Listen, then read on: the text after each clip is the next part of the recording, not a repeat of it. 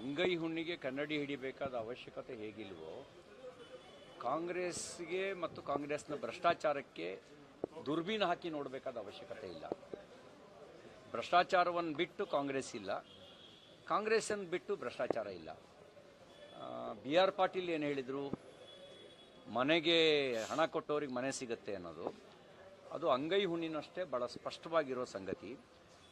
ಮುಖ್ಯಮಂತ್ರಿಗಳು, ಉಪಮುಖ್ಯಮಂತ್ರಿಗಳು B R ಪಾಟೀಲ್ರನ್ನು ಕರೆದು ಮಾತಾಡೋದಲ್ಲ, ಇದು ಖಾಸಗಿ ವಿಷಯ ಅಲ್ಲ. ಇದು ನೀವು ಹಾಲಿ ನ್ಯಾಯಾಧೀಶರ ನೇತೃತ್ವದಲ್ಲಿ ತನಿಖೆ ಮಾಡಿಸಿ. ಅದಕ್ಕೆ ಮುಂಚೆ ಜಮೀರ್ ಅಹಮದ್ ಅವರು ರಾಜೀನಾಮೆ ಪಡೆದಿರಿ. ಮತ್ತು ಬರೀ ಒಂದು ಇಲಾಖೆನಲ್ಲಿ ಮಾತ್ರ ಈ ಭ್ರಷ್ಟಾಚಾರ ಅಲ್ಲ, ಎಲ್ಲ ಇಲಾಖೆಗಳಲ್ಲೂ ಭ್ರಷ್ಟಾಚಾರ ಇದೆ. ಪಂಚ ಗ್ಯಾರಂಟಿ ಕೊಟ್ಟಿದ್ದೀವಿ ಅಂಥೇಳಿ ಅದನ್ನು ಭ್ರಷ್ಟಾಚಾರಕ್ಕೆ ಲೈಸೆನ್ಸು ಅಂತ ಪರಿಗಣಿಸ್ಬಿಟ್ಟಿದ್ದಾರೆ. ನೀವು ಪ್ಲಾನ್ ಸ್ಯಾಂಕ್ಷನ್ ಮಾಡಿಸ್ಕೋಬೇಕು ಅಂದರೂ ಅಡಿಗೆ ₹100 ಬೆಂಗಳೂರಿನಲ್ಲಿ ಕೊಡಬೇಕು. ಚೇಂಜ್ ಆಫ್ ಲ್ಯಾಂಡ್ ಯೂಸಿಗೆ ಎಕರೆಗೆ 25 ಲಕ್ಷ ಫಿಕ್ಸ್ ಮಾಡಿದ್ದಾರೆ. ಅದ್ರ ಬದಲಿಗೆ ಲಂಚದ, ಈ ಮೋಹನ್ ದಾಸ್ ಪೈ ಅವರು ಹೇಳಿದ್ರಲ್ಲ ಹಾಗೆ ಲಂಚದ ರೇಟ್ ಕಾರ್ಡ್ ಹಾಕ್ಬಿಡಿ. ಅದರಲ್ಲಿ MLA ಗಿಷ್ಟು, ಮಂತ್ರಿಗಿಷ್ಟು, ಅಧಿಕಾರಿಗಿಷ್ಟು ಅಂತ ಓಪನ್ ಆಗಿ ಹಾಕ್ಬಿಡಿ. ಆಗ ಲಂಚ ಶಾಸನಬದ್ಧ ಆಗುತ್ತೆ, ಮ್ಯಾಂಡೇಟ್ರಿ ಆಗುತ್ತೆ. ಜನನೂ ಮೆಂಟಲಿ ಫಿಕ್ಸ್ ಆಗ್ತಾರೆ.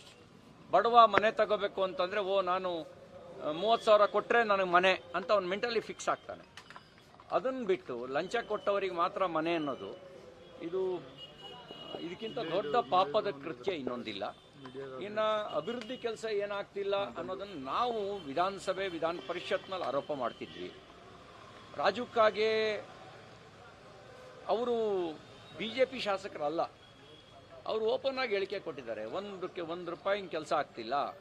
ನಾವು ನಾಮಕಾವಸ್ಥೆ, ಹಿಂದೆ ನಾಮಕಾವಸ್ಥೆ ಪಟೇಲ್ರು ಅಂತ ಊರಿಗೆ ಕರಿತಿದ್ರು. ಅವರಿಗೆ ಪಟೇಲ್ಗಿರಿ ಇರ್ತಿತ್ತು, ಆದರೆ ಅಧಿಕಾರ ಇರ್ತಿರಲಿಲ್ಲ. ನಾಮಕಾವಸ್ಥೆ ಶಾಸಕರಾಗಿದ್ದೀವಿ, ಇದ್ರ ಬದಲಿಗೆ ನಾವು ರಾಜೀನಾಮೆ ಕೊಡೋದೇ ಸೂಕ್ತ ಅಂತ ಅವ್ರು ಹೇಳಿದ್ದಾರೆ. ಇದು ಅಭಿವೃದ್ಧಿ ಅನ್ನೋದು ನಿಂತು ಹೋಗಿದೆ, ಬರೀ ಭ್ರಷ್ಟಾಚಾರ ಮಾತ್ರ ನಡೀತಾ ಇದೆ. ಈ ಯಾವುದೇ ಅಭಿವೃದ್ಧಿ ಕೆಲಸಗಳಿಲ್ಲ. ಈ ಸರ್ಕಾರ ಬಂದ ಮೇಲೆ ಮಾಡಿರುವ ಘನಂದಾರಿ ಕೆಲಸ ಏನು ಅಂತ ಹೇಳಿದ್ರೆ ಬೆಲೆ ಏರಿಕೆ ಮಾಡೋದು. ಎಲ್ಲ ಅಗತ್ಯ ವಸ್ತುಗಳ ಬೆಲೆ ಏರಿಕೆ ಆಗಿದೆ. ಯಾವುದು ಏರಿಸಿಲ್ಲ ಹೇಳಿ. ಅಕಸ್ಮಾತ್ ಯಾವುದಾದ್ರು ಏರಿಸಿಲ್ಲ ಅಂತ ಗೊತ್ತಾದರೆ ನಾಳೆ ಬೆಳಿಗ್ಗೆ ಅದನ್ನೂ ಏರಿಸ್ಬಿಡ್ತಾರೆ. ನಮ್ಗೆ ಭಯ ಅಷ್ಟೇ. ಈ ಆಡು ಮುಟ್ಟದ ಸೊಪ್ಪಿಲ್ಲ ಅಂತ ಗಾದೆ ಮಾತು. ಹಾಗೆ ಕಾಂಗ್ರೆಸ್ ಸರ್ಕಾರ ಏರಿಸದೇ ಇರ್ತಕ್ಕಂಥ ಬೆಲೆನೇ ಇಲ್ಲ, ಎಲ್ಲದರ ಬೆಲೆ ಏರಿಸಿರೋದು.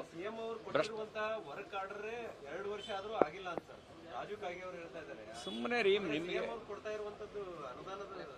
ನಿಮಗೆ ಒಂದೊಂದು ವಿಧಾನಸಭಾ ಕ್ಷೇತ್ರಕ್ಕೆ ಒಟ್ಟು 26 ಕೋಟಿ ರೂಪಾಯಿ ಈ ಸರ್ಕಾರ ಬಂದ ಮೇಲೆ 2 ವರ್ಷದಲ್ಲಿ ಕೊಟ್ಟಿದ್ದಾರೆ.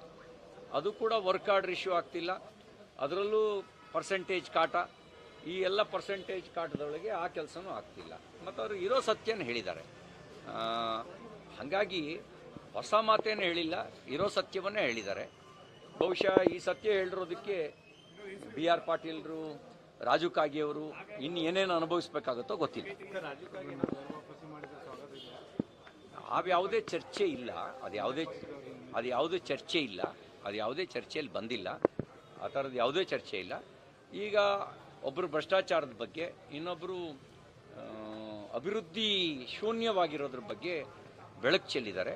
ನಾನು ಅವಲೋಕನ ಮಾಡ್ಕೊಳ್ಳಿ. ಮಾನ್ಯ ಮುಖ್ಯಮಂತ್ರಿಗಳಿಗೆ, ಕಾಂಗ್ರೆಸ್ ಸರ್ಕಾರಕ್ಕೆ ಹೇಳೋದು ಬಯಸೋದೇನು ಅಂದರೆ, ಇನ್ನೂ 3 ವರ್ಷ ಇದೆ, ಅವಲೋಕನ ಮಾಡ್ಕೊಳ್ಳಿ.